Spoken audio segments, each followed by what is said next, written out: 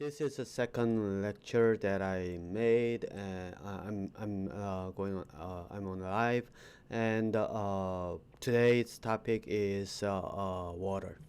So, the importance of the water and why the water is one of the essential factor for the life form, and we will discuss about the water today. Without understanding the water, understanding the life form itself, building concept, I should say. So building concepts about the life form itself, it will be very, very difficult because water is holding the key for every functions in that happens in the life form. Okay.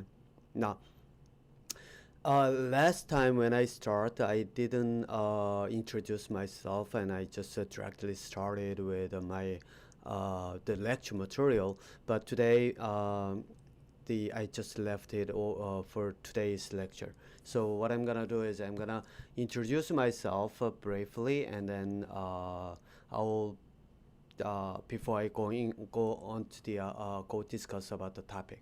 Okay. So my full name is Tong Pil Min. So let me use whiteboard for that. Okay. Let's see, where is the whiteboard? Okay, let me.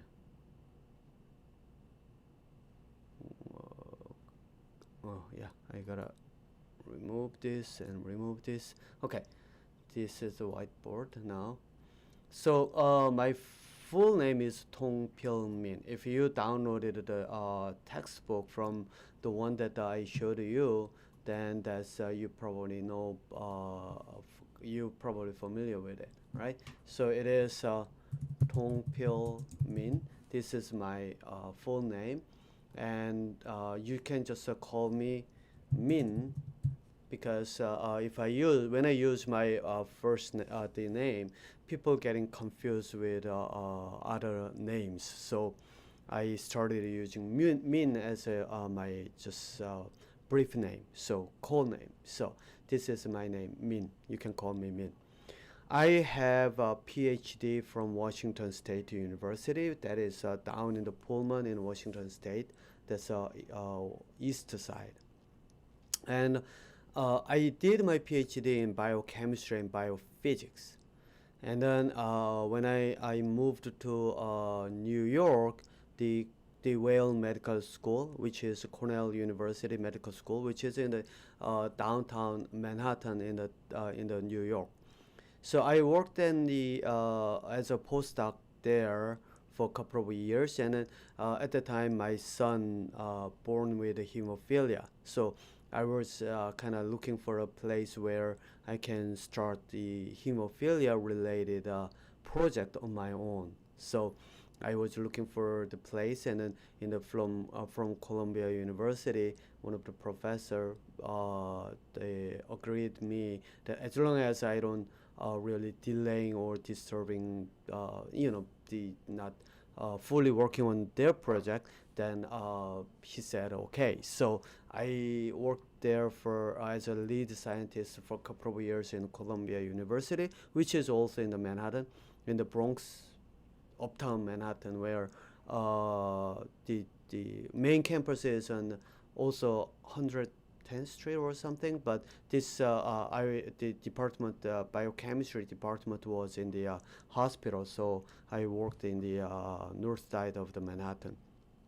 And as I worked there, I started developing this the hemophilia related the project, and I moved to Canada as our family got the green card, and we moved to Canada and worked as a scientist. At the same time, I started this hemophilia project in which I have been developing for more than 2 years at the in collaboration with Concordia University. One of the professor provided a lab, and we applied for the funding, and we got the funding. After that, I started there with a couple of students, and then I was I have the adjunct professor title because I have to guide these students.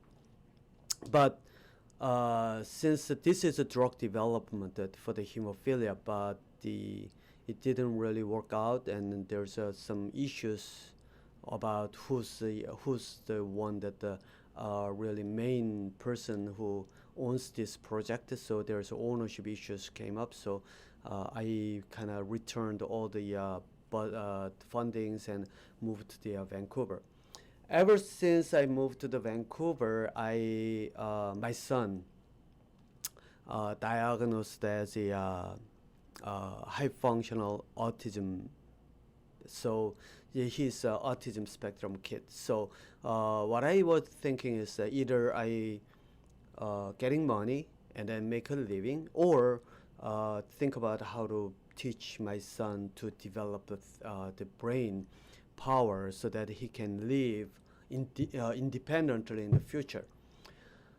As I was kind of thinking and over with these ideas, and I decided to go education because what I found out from this autism children education is they're training these kids to be like average children, so that they can just get around with them instead of thinking and then decide what they can do. It's like a training dogs, you know, repeating the same thing over and over so that they can harmonize with other children. And I didn't really want my son go that direction. So what I did is I actually wanted to tackle the brain part development of my son. So what I did is I actually worked on developing the teaching methodology and the learning methodology at the same time. So the books that you I don't know you downloaded or not, but if you downloaded it, those books are the result of what I have been developing for like 7-8 years. Okay. To do that, what I did is at the same time I taught. I have been still teaching in one of the private university in downtown Vancouver, downtown, which called the University Canada West.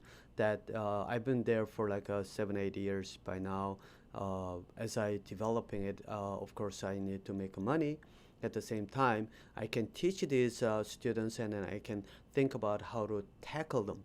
So I initially I started developing for the autism child, which is my son, and then in the later on, when I started looking into this methodology, when I kind of modified a little bit and then applied to the class material, students are following really well, and then they were really having really developing their brain power, and I can see that their thinking skills are evolving. So what I decided is that at that point that I decided to publish this basic idea, which is modified, suitable for the people, students who are trying to learn something new from their own either their schools, or even for the adults who are working on the projects in a company, or running a own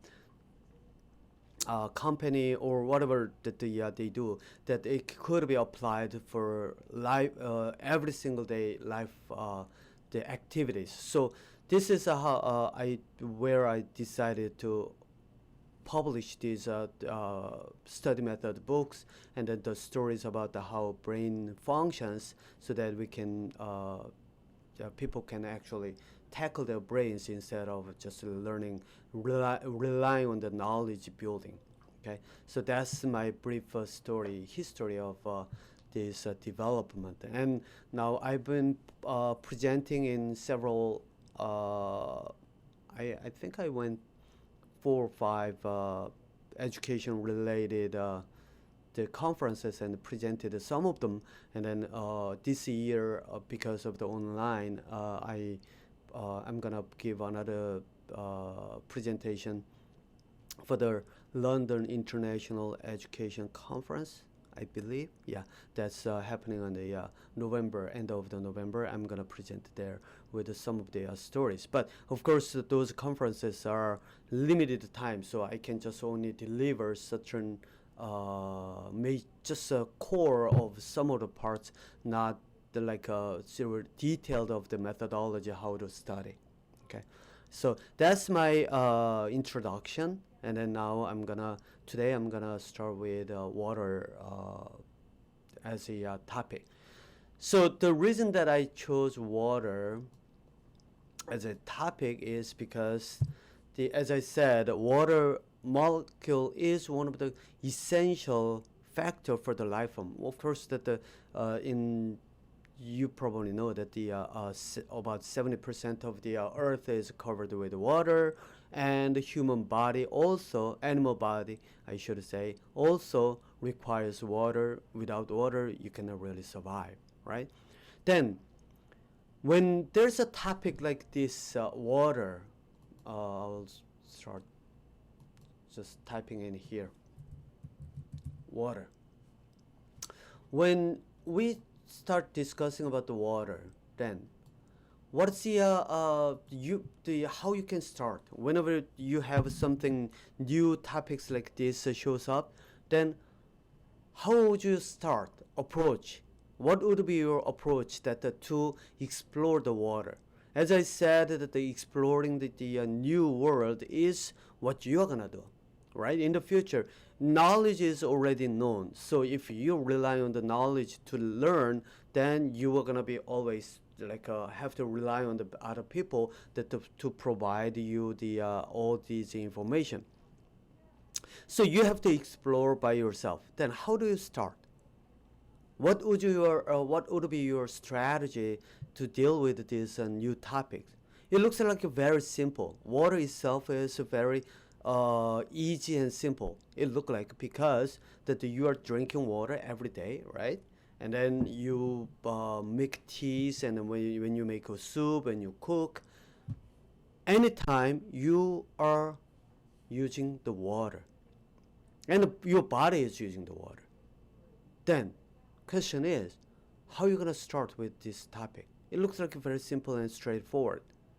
But when you actually try to deal with it, you will have some difficult time to digest this information. Well, not the digestion, it's more likely starting with the topic. This is most of your struggles when you are studying. How to start? What should I do? There's a new terminology came, and then in the biology you will see there's a lot of new terminology that you have to deal with it, and sometimes you are overwhelmed when you just open up the biology textbook and then take a look at the index area, and then see that how many words, the terminology you can recognize. Probably not that many. Then you have to deal with all these new information. Then how are you gonna start? Well, terminology is built over with some theories over theories and theories, so it's not easy. But I'm gonna show you as this lecture goes on how you can handle with them, and then how you can build the concept first, and then add the terminology in. So this is how you do. Okay, the basic idea is that instead of you just try to understand the terminology, what you need to do is you need to build the concept behind. So let me just write down from here. Okay, so what you need to do is, let's say this is one of the terminology one. Then what you need to do is you need to be instead of tackling this terminology, what you need to do is you need to build concepts first. So basically, without terminology, you just try to describe them, and then once you build the concepts over and over, then now what you do is you have add the terminology to describe this one. Okay, that's how you do. Okay, I will show you in the future that with some of the specific examples, so that you can actually tackle them. But for now, we will have to deal with the water first. Okay, and another one is that another the future direction is that for now we are dealing with the basics of the life form, like water, and then next one is that the molecules that composing the cells and the life forms and the different cell structures and everything. But once this is done, what I'm going to do is instead of going to the plants, I'm gonna apply those information to the human body, so that at least you can have some of the observation based studies in the building the studies to build the concept of the biology by using yourself. Okay, so entire human body is a biological organism, and then now what we are going to do is we're going to build over it, so that you can build the concepts we're using the body. So when it comes to the human body, you will see that the immune system, virus, and bacteria, and then how the organ systems are made up, and then what is the differences, and then circulatory system and respiratory system and everything. Okay, building concepts, meaning that I'm not gonna just deal with like terminologies. Okay, terminologies is the one that you will need to use it to describe it. Okay, so I'm gonna show you how to build the concepts, and later on what you need to do is you need to add this terminology to describe it. Then you will see your concepts in the biology is really expanding easier and faster. Okay, that's the future of the future plans for this biology lectures. Okay, so that's how we will discuss about how to deal with the terminologies later on. But for now, let's just focus on the water and the biological molecules, and then we will until we have time to really deal with these terminologies, and then how to deal with the theories that we are dealing with. Okay. So water. Now let's get back to the topic, water. What's the meaning of the water? Why do we have to deal with the water first? Okay. Why? Oops. Okay. Let me erase this part first now. Okay. Because I'm gonna we are moving on to the water now. Okay. So water. Why is it so essential? Why sometimes when you are looking at the, if you are reading newspapers, sometimes you will see that scientists found that possible life form exists on outer space, and then what they do is they are looking at the science of the water. Then why the water? Why the life form? We have to deal with the water, and the water is a core, essential part of the life form. And then more importantly, how you can deal with this water. Okay, the first thing you need to do is, instead of like a function of the water, which is like, let's say, hydrogen bond, and then because of the hydrogen bond, now when water is being frozen, then now volume is increases and something like that.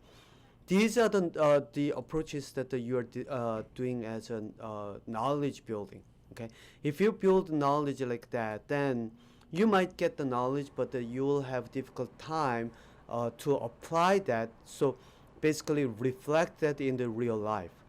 To reflect that the real life, basically in the life form, in the when you are understanding the life form, or the how the water molecules are working inside of the human body or the life form, the cells, you will have to build the concepts. Then the question is now how you can build the concept. It's simple now. Water. If you downloaded the textbook from the website, which I showed you last week, you just go to the PonderEd.ca and then click on the books. Then you will see that there's one. It's book number 2, the building concept. This is more likely physics, the field that the one that I gave an example in the textbook is more likely physics one. So how to deal with it? If you read it, then you probably know that you have to observe. right? Then now take a look at this water. What do you see? You see transparent. Well, it is a little bit, the object is kind of enlarged because it's a lens, the effect of the lens, kind of the lens effect because of the water. But let's just forget about those and then just take a look at it. And what do you see? You don't see any colors unless you add some colored materials. You don't see colors, right? And you see transparent. And shape, if you shake it, then probably you can tell that this doesn't have a proper shape. The shape determined by the container, right? And if you drink water like this, then now you can taste. But water doesn't really have taste unless you add some of the tea or coffee in there, right? So these are physical characteristics. And now what I suggest is that even if it is a physics, okay, not on the biology topic, I suggest that you need to start from these real observation that you can do. So basically what you need to do is just grab a cup of water and then take a look at it and then describe what you see, what you smell, what you taste, and how you feel. If you dip your finger in it, then you can feel the water, right? So these are the ones that you need to do in the beginning. Why? Even if we are dealing the water in terms of the biology, the physical characteristic is very, very essential. Okay. Yeah. The reason is because now take a look at think about the water molecule. When you are by looking at the waters, you can easily tell that this is transparent. That means that it doesn't interact with the visible light. What does that mean? You can see it through, and then you can see that the object behind. What does that mean? This means that let's discuss a little bit of the physics first, the physical characteristic of the water molecule first, and then let's move on. Come back to the biological part of the topic. Okay, so let's light spectrum. Let me just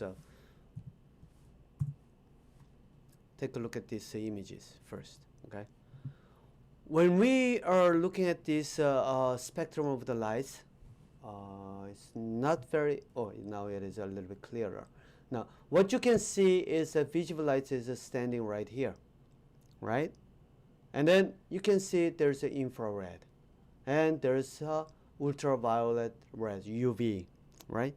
So UVs and infrared here. And if you know, if you have some of the previous some knowledge, then you probably know that these visible lights have the infrared is the heat. So basically what that means is that the heat is the infrared. But take a look at this the wavelength. Visible light is stronger, shorter wavelength than infrared. And UV, which is people know that this is harmful for the human body, right? And X-rays, they are shorter wavelength. And as we think about it, people, well, you can say that the X-ray is a stronger energy. It has a higher level energy. And then the visible light is the weaker energy, right? If we're looking at the stronger and weaker viewpoints from the stronger and weaker for the lights, then the visible light is actually stronger than the infrared, which is heat. Okay, heat itself is shorter, longer wavelength, which means that it's comparing with the X-rays, it's a visible light. And when we compare the X-ray as a visible light, then infrared is like a I think I gotta rephrase this. Okay, when we consider that the visible light as X-rays, then the infrared is visible light. So infrared visible light itself is the shorter wavelengths, it's stronger. It contains a higher energy. But the thing is that the boiling water is done by infrared, not visible light. Visible light because it doesn't interact with water, right? Then what does that mean with the life form? Because our body is filled with water, and now the infrared can destroy your body because you can damage your body because basically it makes you burn, but visible light doesn't really. Well, it sort of interacting with the water. Visible light interacting with the water, but it's not like the infrared. So infrared is the one that if you are exposed to the infrared, then your body is really burning, and that's where the heat is coming from. Infrared is the heat. So with these ideas, then you can think of, then what's the meaning of the having this the visible light and differences in visible light and infrared heat. Heat can interact with water molecule. Then what you need to avoid is heating the heat that is coming from the wherever the heat comes from. You have to avoid it, right, to make prevent from your the burning. And this is one of the idea about the quantum mechanics. You actually see that specifically each different wavelength is interacting with a different material, and in this case the heat with water molecule, but the visible light doesn't really interact with the heat. Because of that, the infrared is one of the reason that used for actually microwave oven is using this longer wavelength than the visible light, right? So these are the ideas, and then you can see that when you're sitting in a car in the summer, your car, inside of your car is heating up because of the visible light coming in, and it doesn't interact with the glasses. But when it came into the car, you can see that the materials inside of the car, now visible light started interacting and then started losing light, the energy, and then what they do is they generate heat, which is lower energy level. But heat is the one that makes the burning for the life forms, because it interacts with water. Because of that, you feel uncomfortable when you are sitting inside of the car and without opening the window, and then all the visible light coming in. Okay. So you have to build the concept of the water in this way, and then now you have to expand it. And what is the how to expand? That's the second book that you have. Actually, third book you have for the connecting concept. So let me give you an example with this figure. So what is the water molecule? How you can start? It's easy and simple. You just today in Vancouver in the morning we had rain. Pretty heavy rain came down since the yesterday. No, actually a couple of days ago. Now what you can see is that the rain is coming. Rain is falling. Then where does the water go? Right? It merges into ground, and then they go down to the down flow, the where the low the elevation, and then eventually go to the ocean. And what do they? What's happening in the ocean? They, when it is sunny, then heat makes the water molecule evaporates, and by the wind it cycles. So this is a water cycle. Okay, water cycle. Then why the water cycle is the one of the factor that the Min is talking about in biology. The reason is because this is a water cycle holds the key for the life form, where the how the why the people are looking for, scientists are looking for the science of the life form by the looking at the water, finding water, and why that the water scientists are making the hypothesis and then theories about the water that is as a source of the life form, origin of the life form. It's all coming from here. Okay, so oops, I wasn't changing I didn't change the Windows, so it somehow went out as the hang on, let me make sure that the whiteboard is visible. Okay, I think whiteboard is visible. Sorry about this. And then now you can see that the water cycle in here. Okay, I was using this one and then putting up the web page on the as I described this. Okay, so why water cycle is important? The reason is because of here. So let's take a look at this one.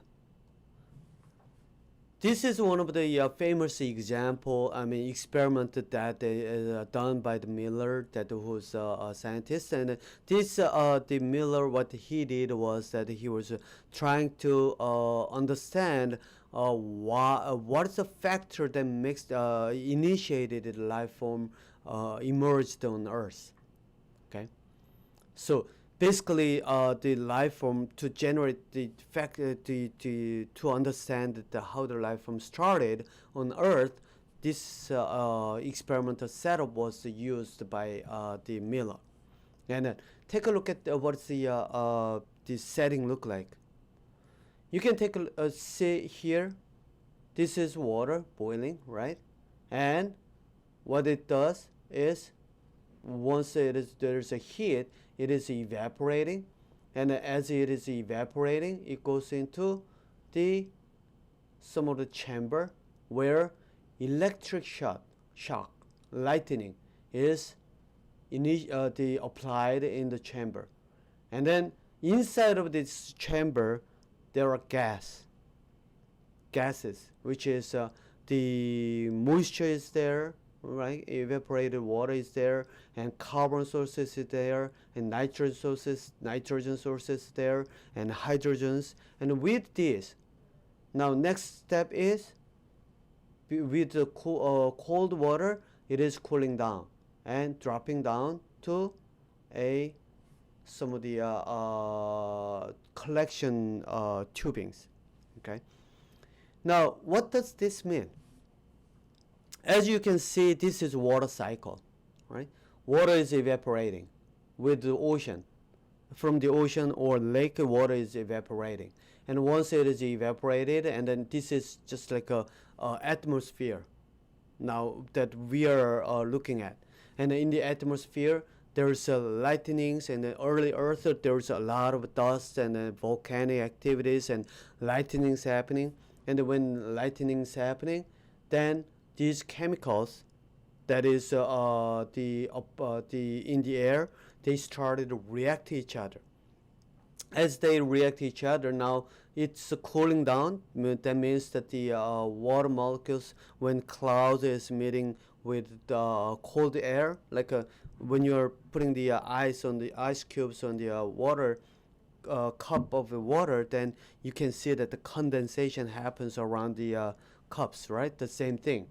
The clouds, when it meets to the cold temperature, the waters are condensed, and the water molecules are condensed, and they drop down as a rain. So it is coming down. And now what happens when it comes down to the water? They are merged in either lake or ocean floor. Then once it is in the ocean floor or lake, then the question is, what happens right here, right? Yeah, this is Miller's setup for the to understand how the life form started. Okay, let me remove this, and let's just come back to this one, the whiteboard. Okay, so what happens is that the water molecule evaporates, and then when they came down and they either merged in lake or ocean, now this is a key point.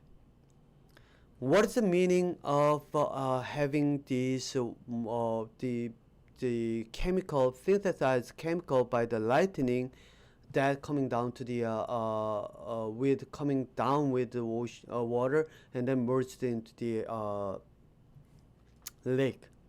What is the meaning? What does that mean? Okay, that means now all these chemicals, carbon, organic materials, are getting chained up. That means it's heavy. It's heavy. Basically now, as the water molecules collected gathered together as in the lake, now they started sediment. But so if this is the lake, then and then this is water, then now they can accumulate in right here. Then why Miller think this is the place where the life form started? Why? Just simply all the carbon organic chemicals are they sedimented into the ocean and then they collected it under the bottom of the lake, and then so what, right? What does that mean to the what is the connection with the life form, origin of the life form, how the life form started? That means actually everything. The reason is because when these organic materials are accumulated, right, and what they do is they try to react to each other. What is the reason that they react to each other? Because this is I'm not gonna go into the real deep inside of the physics, but this is one of the part that you can easily find. If you learn the physics, then you from the some of the simple thermodynamics, the laws of the thermodynamics that you probably heard about that every single the material have tendency to spread. What that means is just like a smell of the pizza. You bring the pizza for dinner and then put it in a table, and now what you smell interior your room, interior your home is smell like pizza, right? If you're walking on the street and then if you're walking by the some of the restaurant, you can smell that what they are cooking, right? So the smell, just like that, smells are the one that are spreading out. Okay, basically that's what the nature designed to. Everything is try to expand and smell. But take a look at this. What happens? Instead of spread, they accumulated, they were sedimented, they were gathered together, and then they were packed in one small area. Right? So this is the reason, because once they sedimented and then gathered together, now what they need to do is they need to spread out. Just like in a Big Bang Theory. Well, Big Bang Theory, I personally don't think that the Big Bang Theory is really the one that they explaining the how the universe born, because what I my hypothesis, not the theory, hypothesis is that universe is expanding. Yes, it is expanding, but what happens is when they are interacting each other, sometimes they collide or they gathered together, just like merged together, just like here in the carbon materials are merged into a small area. They gathered together and expanding and gathered together. So basically, they change their, just like breathing, expanding and gathered together, expanding and merged together and collapsed into one small. But it's not like a Big Bang Theory, like going nothing and then booms to exist another universe. I don't think that's what it happens. I think from my hypothesis, it is like a collide together, and then just like a black holes, they sucked into one big large pieces, and then once they sucked in, and then if it is the forces are enough, then it just blows up and then makes another bang, and then coming back as a black hole like or giant stars, and then bang, and then just constantly changing in this way. That's what I think. Okay, but that's not the story that I'm gonna go, and because I'm talking about the life form. So one of the theory that the people have, just some of the physicists, that what they think is that life form is against the physical laws of the nature, which means that in the nature all these the whatever the materials have a tendency to spread, but life forms are concentrated in a forms, and then it's packed. So physicists thought that the life form is really against the physical laws of the of thermodynamics. And then what they found out is, well, that's not all the story, because of the human body or other animal body generates a heat, and then that is spreading. You know what? But that story doesn't really have any, doesn't really explaining that the function of the life form as in the physics world. The reason is because that you can think about this, the amphibians, like something like a snakes or crocodiles or these animals, or fish. Their body temperature is just like a surrounding. They don't generate heat. Heat generating is only for the mammals, with the mammals keeping certain biological temperature, and then because of that the heat is coming out. But these like snakes or the fish, they don't generate heat. Their body temperature is same as surroundings. So the explanation about the heat is the one that's spreading out, is from the life form, is not really explaining the thermodynamics. But here, this is what explains thermodynamics. When carbon molecules, I should say, right? So carbon molecules are accumulated, concentrated in local area like this. Then what do? They have to find ways to spread. But in natural way, they are not really able to move by themselves, right? Then what does it do?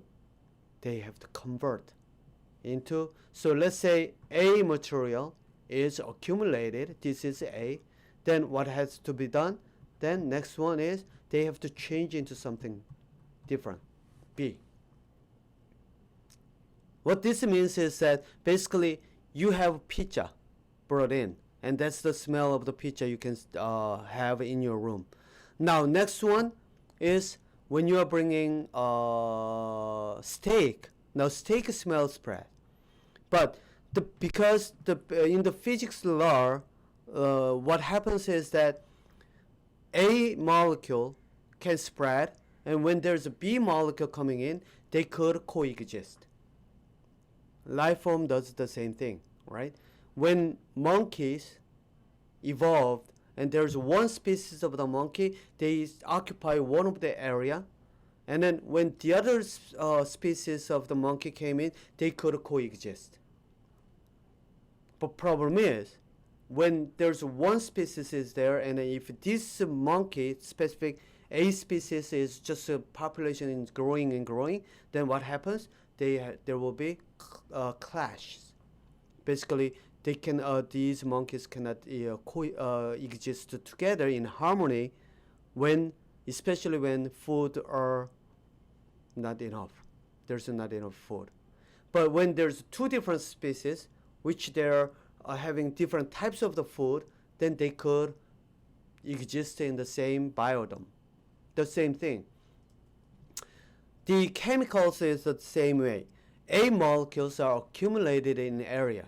Then what happens? Because of the chemical reaction being forced to happen, and they change to different form as a B. And now A changed to the B, and there will be equilibrium happens in here in these two different chemical reactions. Then now what happens? More A and B. Let me clear these ones for now so that I have where is it? How do I not this one. Okay, let me clear this canvas. So let me restart. Okay, so when there's a molecule which is carbon based, the organic molecule is accumulated, right? Then because of the thermodynamics, love the thermodynamics, they have to spread, and instead of spreading, because they cannot move by themselves, these molecules cannot move by itself. Now what happens is they change into B molecule. So they change because of the chemical reaction, because it is packed, like when you're in a room, and a small room, and then let's say you just packed like 100 of the people inside of the small room, then what happens? They interact each other, and then sometimes there's a fight. And when there's a fight, some people have bleedings, and some people have broken arms, or many people have these type of the interactions. That's what happens. And then basically physical formation is changing, right? So when there's enough A and B are accumulated, then what happens? They are being forced to change to another one. And as this process goes on and on to make differences, now what happens is now they started making more actively.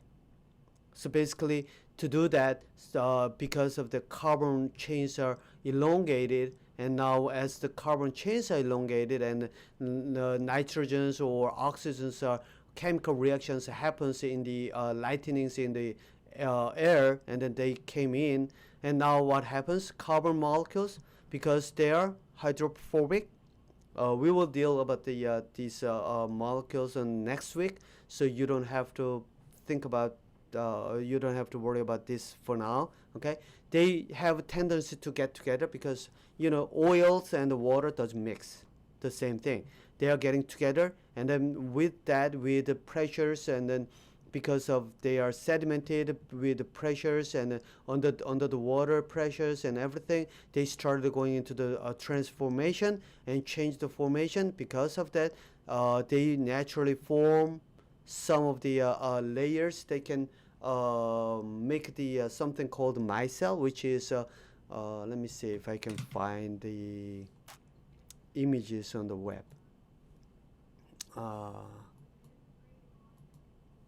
Okay, this is the one.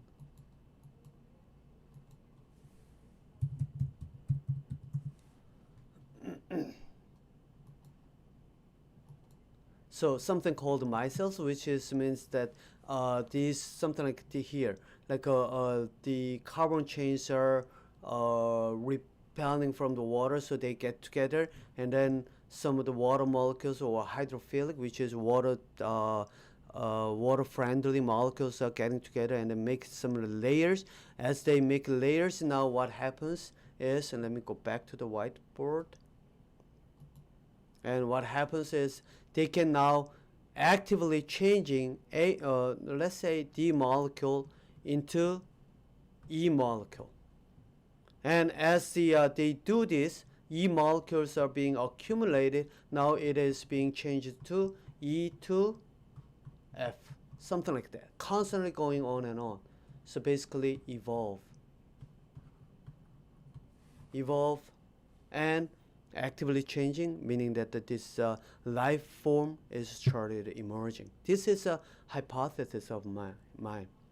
But actually, the part of the Miller's the experiment and the one that the water cycle, based on the water cycle, and how the scientists are looking at the science of the origin of the life in a lake or ocean, is because these are molecules are sedimented. All the biological molecules are sedimented in the water.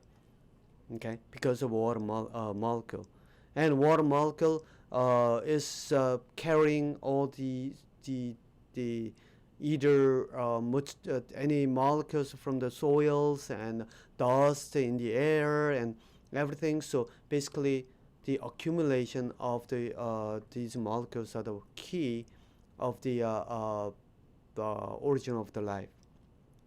That's why some the scientific theories are showing indicating that life form might be started from the lake or ocean, and Miller's experiment shows that how the carbon molecules are formed from the beginning in the early Earth. Now the questions remaining is where these all carbon molecules and oxygens are come from, right? This is probably the one of the question that they left and then people to explore, scientists to explore, right? So water molecules are there from the beginning, right? And then because of this, because of the hydrophobic characteristic of the carbon molecules, and then oxygen, hydrophilic part of the oxygen, many oxygens, and then these molecules, because of that, life form is evolved to be actively move and spread. Basically, the function of the life form is spreading out the organic molecules. And then that's the how the life cycle is made of. So we're gonna go on with this one by one as the lecture goes. So we will discuss more and more. But the hydrophobic and the biological molecules, you don't have to worry about at the moment. But try to grab the characteristic of the water. Hydrogen bond. Why the hydrogen bond? Because water molecules can cause the water cycle. The hydrogen bond can, when it is broken up by the heat, now they can evaporate, and because of that it could go into the air, and then when they are raining, water molecules are condensed and then turned into the rain. They bring down the dust or all these chemicals in the air, bring down the together with the water. Because of that, their life form, life cycles going on, and because of that, life form exists. Okay, so this is what you need to have for the concept of the water to understand, and then you can reflect these concepts to real life, right? Physics of the water molecule. Why did the water molecule, every other materials are the volume of the materials are shrink in the when it is cold temperature, but water molecule, if you just freeze the water, then you can see that the volume increases, right? So something like that. These are the one characteristic that you need to reflect in the real life, and then once you started reflecting these real life, then you realize why in the cold winter, if your hands are frozen, then you have damage in your hands, because water molecules are expanding as it freezes, and then that means that your cells will just crack out, and then those cells, once it is a crack open, then well, yeah, you'll have dead cells, and then that's where the damage is coming from, right? Yeah. So these are the stories for today, and then next week the topic will be biological molecules, and then we will explore the how the biological molecules and then characteristic of the biological molecules. And I suggest to you take a look at about the biological molecules, and then when once you explore that and then come to the lectures, then you will build more concepts of the biological molecule easier, and then later on that you can expand concepts in the biological molecules wider and wider.